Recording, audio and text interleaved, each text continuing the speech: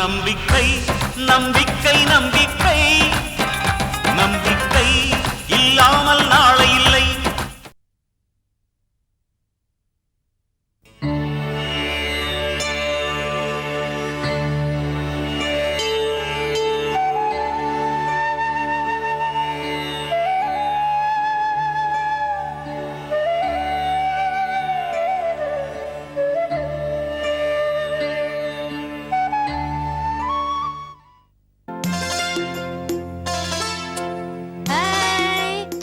என்னடா செல்லம்?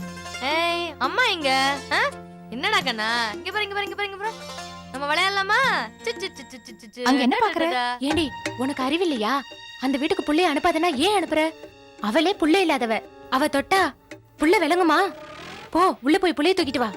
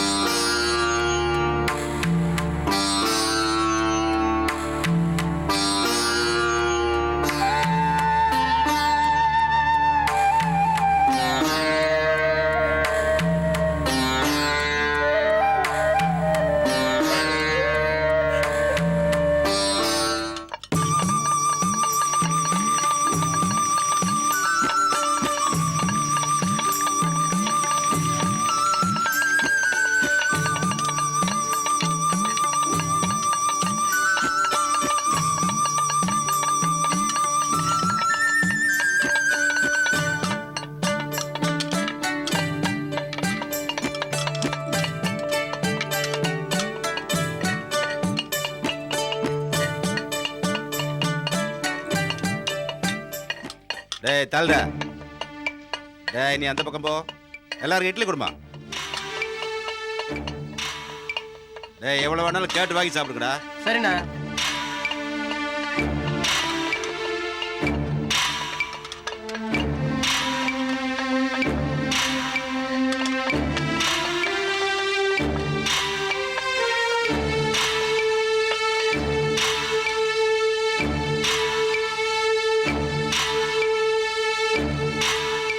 இன்னும் என்னங்க வேணும்?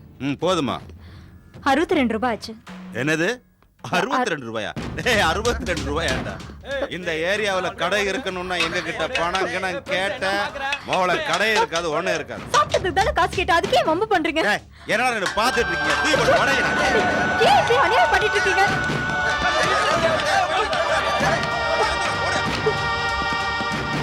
ஏமா ரிஸ்கான இடத்துல கடை வச்சிருக்க? உன் புருஷன் எங்கம்மா? அவர் கிருஷ்ணர் வாங்க போயிருக்காரு. எல்லாம் கடை வைக்காதம்மா, கடையை காலி பண்ணுமா. வாயா போலாம்.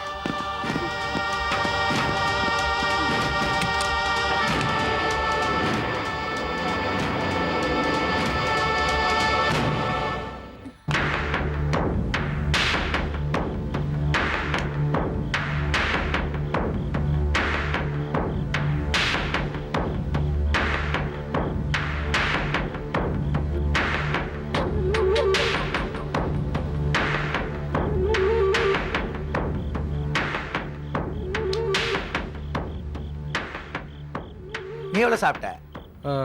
8 இட்லிங்க ஐயா. நீ 16 இட்லியா? ஓஹோ. நீ என்னப்பா சாப்பிட்ட? 8 இட்லி 4 தோசை. ஆஹா அற்புதம். நீ என்னப்பா சாப்பிட்ட? ஐயா ஞாபகம் இல்லைங்கய்யா. ஞாபகம் இல்ல, அந்த அளவுக்கு சாப்பிட்டுருக்கீங்க. ஏண்டே அந்த கையேந்தி பவனை அடிச்சு நொறுக்கி காலி பண்ணிட்டு வாங்கடான்னா அங்க இருக்கிற டிஃபன்லாம் சாப்பிட்டு ஜாலி பண்ணிட்டு வந்து நிக்கிறீங்களேடா. எல்லாம் என் தலையெழுத்து. இப்படி கையாளாத கேசுங்கெல்லாம் அனுப்பிச்சா இதுதான் ஆகும். அந்த நாய் என்னடான்னா கம்பி எண்ணிட்டு நிக்கிறான், நீங்கள்லாம் என்னடான்னா இட்லி எண்ணிட்டு நிக்கிறீங்க. என் விதி எப்பதான் மாறப்போகுதோ. என் தப்பு தான். உங்களை மாதிரி ஆட்கள் அனுப்பிச்சேன் பாரு. ஏண்டடே என்னதுடா இது? சாம்பார் துண்டு கைய கூட ஒழுங்கா கழுவாம வந்திருக்கிற, என்னடா இது? ஐயா தகராறு பண்ணதாயா போனோம், அதுக்குள்ள போலீஸ் வந்துருச்சியா. ஆமாம்பா, என் தப்பு தான். உங்களை ஒன்றும் தப்பா சொல்ல.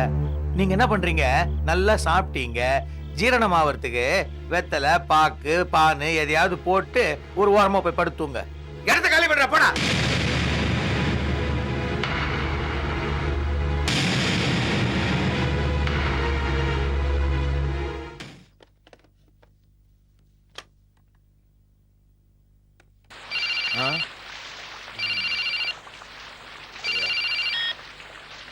ஹலோ ஹலோ வக்கீல் சார், நான் தான் ரங்கநாயகி பேசுறேன். அடே டாக்டர் ரங்கநாயகி, என்னங்க திடீர்னு எனக்கு போன் போட்டு? உங்க குரலை கேட்டு எவ்வளவு நாள் ஆகுது. To what do I owe this honor for? மேலும் மேலும் அநியாயத்தை பண்ணாதேன்னு சொல்றதுக்காக தான் ஃபோன் பண்ணேன். அட டாக்டர் அம்மா, ஏமா அனாவசியத்துக்கு ஒரு காலை போட்டு வேஸ்ட் பண்றீங்க? ஒரு கால் நீங்க சொன்னதை கேட்டாலும் பரவாயில்ல, நானோ கேட்க போறது இல்ல. நீ கேட்காட்டியும் நீ பண்ற அநியாயத்துக்கெல்லாம் கடவுள் ஒரு நாள் நிச்சயமா கேட்கும். டாக்டர் அம்மா, நான் தான் வக்கீலு, கேள்விகளை நான் தான் கேட்பேன், என்ன யாரும் எதுவும் கேட்க மாட்டாங்க. ஏன் அனாவசியமா இந்த வசந்த் ஜெயந்தி வாழ்க்கையில குறுக்கிடுற? பாவம், அவங்களே எவ்வளவோ போராட்டத்துக்கு அப்புறம் இப்பதான் ரொம்ப கஷ்டப்பட்டு ஏதோ ஒரு சின்ன கடை ஆரம்பிச்சு பொழப்புக்கு வழி தேடி இருக்காங்க. ஐயோ பாவம். ஏமா, அவங்க கடைக்கு ஸ்டவ்வை முதல்ல நீங்க தான் ஏத்தி ஆரம்பிச்சு கொடுத்தீங்களா? பாவம், நல்லவங்க கஷ்டப்படுறாங்க, அவங்களுக்கு ஹெல்ப் பண்ணா என்ன தப்பு? ஆமா, நீ அனுப்பின ரவுடிங்களெல்லாம் போலீஸ் வந்து விரட்டி இருக்குமே? ஆமாமா, நீங்க தான் போலீஸையும் அனுப்பிச்சிருப்பீங்கன்னு எனக்கு நல்லாவே தெரியும். ஆமாமா, அவங்கள அனுப்பி வச்சது நான் தான். ஆனா உனக்கு ஒரு விஷயம் தெரியுமா? அவங்க எல்லாம் போலீஸே இல்ல. என்னது, போலீஸ் இல்லையா? என்ன சொல்ற? எனக்கும் கிரிமினல் வேலைகள்லாம் தெரியும் வக்கீல் சார். ஆனா அதை நான் நல்ல வழிக்கு மட்டும்தான் பயன்படுத்துவேன். அங்க போலீஸா வந்தவங்க எல்லாம் என் ஹாஸ்பிட்டல்ல ஒர்க் பண்ற வார்ட் பாய்ஸ் தான். நீ இந்த மாதிரி ஏதாவது செய்வேன்னு தெரிஞ்சுதான் முன்னேற்பாடா அவங்கள அனுப்பி வச்சேன். ஐ see. என்னடா இது, நல்லவங்க எல்லாம் கிரிமினலா மாறிக்கிட்டு இருக்காங்க. நம்ம திருந்த வேண்டிய காலம் வந்துருச்சா? எப்படி திருந்துனா நல்லவனா வாழவே தெரியாதே. ஏதோ அந்த ஆண்டவன் வழிகாட்டுவாங்கிற நம்பிக்கை இருக்கு.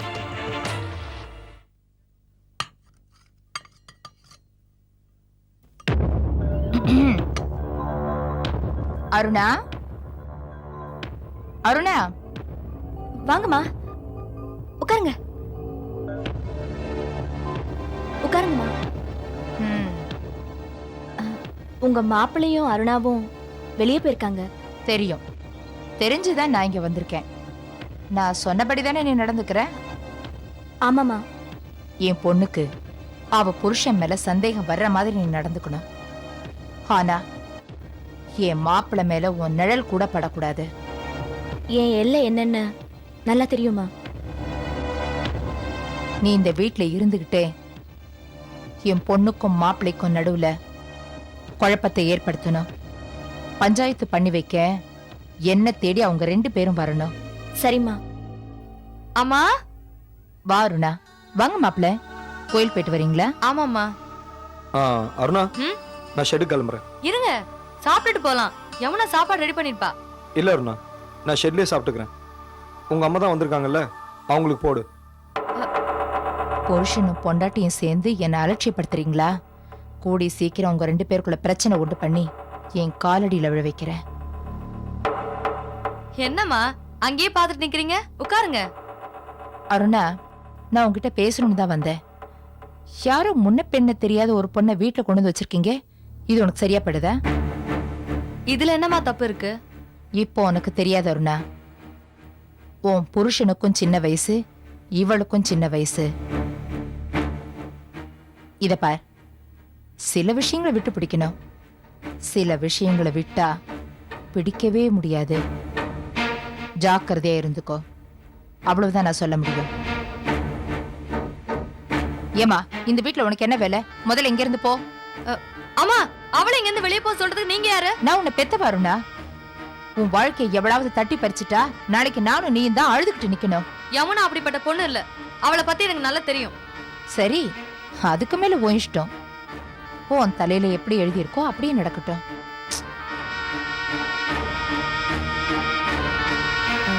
யமுனா, நீ போய் வேலையை பாரு. எங்க அம்மா எப்பவுமே அப்படிதான்.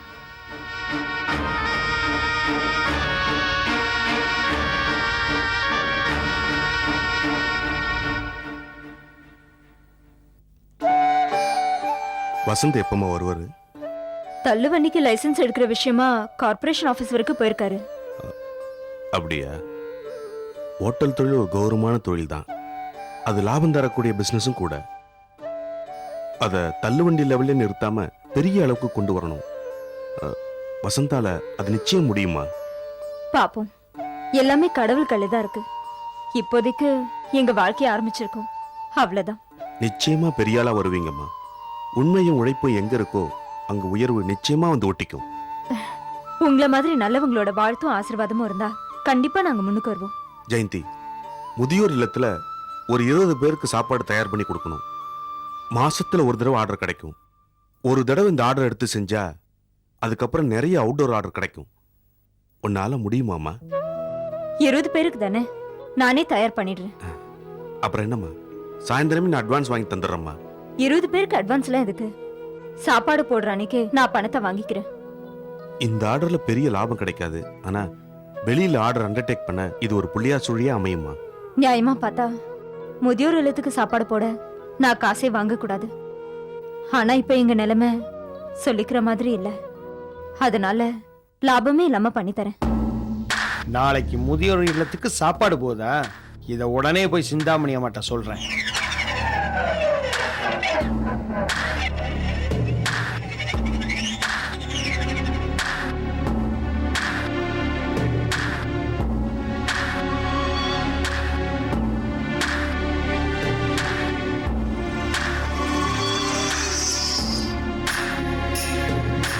வணக்கம்மா. வா கனகசபை. சாமியார் வேஷம் போட்டு என்னையே ஏமாத்தணும்னு நினைச்சேன். இப்ப என்ன ஆச்சு? அந்த வக்கீல் ஒரு சோம்பேறிமா. அவனை நம்பி வந்து என் வாழ்க்கையே வீணா போச்சு. நல்ல வேளை உங்க நல்ல மனசு என்னை புரிஞ்சுக்கிட்டு என் தப்பெல்லாம் மன்னிச்சு என்னை வேலைக்கு சேர்த்துக்கிட்டீங்க. பழைய ஆட்கள் எல்லாரையும் செட்டில் பண்ணி அனுப்பிட்டேன். தெரியுமா? ஆறுமுகம் ஒருத்தர் தான் தொடர்ந்து வேலையில வச்சிருக்கேன். பாவம் வயசானவரு, ரொம்ப நாளா நம்மகிட்டே இருக்காரு. கொஞ்சம் வாய் அதிகம், இருந்தாலும் நல்லவரு. புதுசா ஒரு வக்கீல் வந்திருக்காருன்னு கேள்விப்பட்டேனம்மா. ஆமா கனகசபை, அதான் பழைய வக்கீல அனுப்பிட்டேன். புதுசா இங்க வந்திருக்கிற அந்த வக்கீல் கிருஷ்ணா ரொம்ப மோசமானவர்னு ஊரெல்லாம் பேசிக்கிறாங்கம்மா. எதுக்கும் அவர்கிட்ட கொஞ்சம் ஜாக்கிரதையா இருங்க. நீங்களே சாமியார் விஷயத்துல தானே வந்தீங்க. உங்களையே நான் டூப்ளிகேட்னு கண்டுபிடிக்கலையே என்ன? சபை, என்னை யாராலையும் ஒன்னும் பண்ண முடியாது. சின்ன வயசுல இருந்தே நான் நினைச்சதை தான் நடத்தியிருக்கேன். ஜெயிக்கிறதா எனக்கு முக்கியம். அதுக்காக யாரையும் பலி கொடுக்க நான் தயங்க மாட்டேன். உங்க பேரும் புகழும் பெருசா பரவி இருக்குமா. எங்க போனாலும் உங்களை பத்தியமா பேசிக்கிறாங்க. ஆனா உங்க மகனும் மருமகளும் தெருவோரமா ஒரு கடையை வச்சு அதுக்கு போய் உங்க பேரையும் வச்சிருக்காங்களே, அதை பார்க்கும் போதுதாமா மனசுக்கு ரொம்ப சங்கடமா இருக்கு. நீ பாத்தியா? நான் மட்டுமா, ஊரே பாக்குதுமா. சிந்தாமணி அம்மா இவ்வளவு செல்வத்தையும் செல்வாக்கையும் வச்சுக்கிட்டு பிள்ளையும் மருமகளையும் தெருவுல விட்டுட்டதா ஊரெல்லாம் பேசிக்கிறாங்கம்மா. என் மானத்தை வாங்கணும்னுதான் தள்ளு வண்டி கடைக்கு ஏன் பேரை வச்சிருக்காங்க. வசந்த் சார் இருந்தாருன்னா இத பத்தி பேசலாம்னு அவரை பார்க்க போனேம்மா. அவர் இல்ல, அதனால பேசாமே திரும்பிட்டேன். யாரோ முதியோர் இல்லத்துக்கு சாப்பாடு செஞ்சு கொடுங்கன்னு ஆர்டர் கொடுத்தாங்க உங்க மருமக ஜெயந்தி கிட்ட. அவங்களும் இதுக்கு ஒத்துக்கிட்டு அட்வான்ஸ் கூட வாங்கியிருப்பாங்கன்னு நினைக்கிறேன். தெருவுல நின்னு விக்கிறது போதாதுன்னு ஒவ்வொரு இடத்துக்கும் சாப்பாடு கொண்டு போய் கொடுக்கறாங்களா? சபை, இத அப்படியே விட்டுறக்கூடாது. முதியோர் இல்லத்துக்கு போற சாப்பாட்டுல ஏதாவது கலந்துரு. அம்மா, என்னம்மா சொல்றீங்க? பயப்படாத. இந்த சிந்தாமணியை பத்தி உனக்கு நல்லாவே தெரியும். எந்த பழி பாவத்துக்கும் நான் பயப்படவே மாட்டேன். அந்த சாப்பாட்டுல ஏதாவது கலக்க ஏற்பாடு பண்ணு. 2-3 தலை சாயும். அப்பதான் ஜெயந்தியும் வசந்தும் சாப்பாட்டு கடை வியாபாரத்தை நிறுத்துவாங்க. உனக்கு எவ்வளவு பணம் வேணுமோ வாங்கிட்டு போ. சரிம்மா, நீங்க சொல்றதை செய்யத்தாமா நான் காத்துக்கிட்டு இருக்கேன். நம்ம ஆளுக மூலமா சாப்பாட்டுல விஷத்தை கலக்க நான் ஏற்பாடு பண்றேம்மா. வரேம்மா.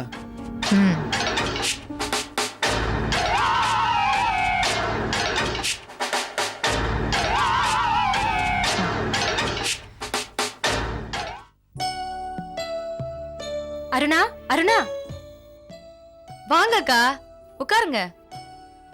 என்ன அருணா, சமையல் முடிஞ்சிச்சா? யமுனா என்னவோ பண்ணிட்டு இருந்தா. எங்க உள்ள இருக்காளா? இப்பதான் பக்கத்துல இருக்க கடை வரைக்கும் போயிருக்கா. நேத்து நைட்டு நானும் என் வீட்டுக்காரும் கோயிலுக்கு போயிருந்தோம். வர்ற வழியில உங்க அண்ணன் கடையில தான் டிஃபன் சாப்பிட்டோம். ரொம்ப நல்லா இருந்தது. அண்ணன் கடையா?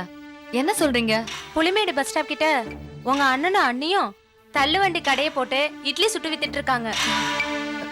ஏங்கா நீங்க சொல்றது உண்மையா? ஆமா அருணா, உங்க அண்ணிக்கிட்ட பேசிட்டு தான் வந்தேன். எங்க அண்ணன் எப்படி வாழ்ந்தவர் தெரியுமா? அவருக்கு இப்படி ஒரு நிலைமை வரணுமா? நல்லவங்களுக்கு சில நேரத்துல சோதனை வரதாமா செய்யும். ஹரிச்சந்திர ராஜவம்சம் தான். எல்லாத்தையும் இழந்துட்டு அவர் சுடுகாடு வரைக்கும் போகலையா என்ன? எல்லாம் தலையெழுத்துமா. சரி நான் வரேன் அருணா.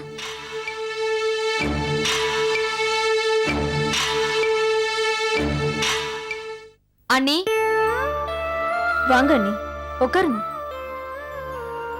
என்ன திடீர்னு அண்ணன் வரலையா? இல்ல அண்ணி, நான் மட்டும்தான் வந்திருக்கேன். உங்ககிட்ட சண்டை போடணும் தான் வந்தேன்.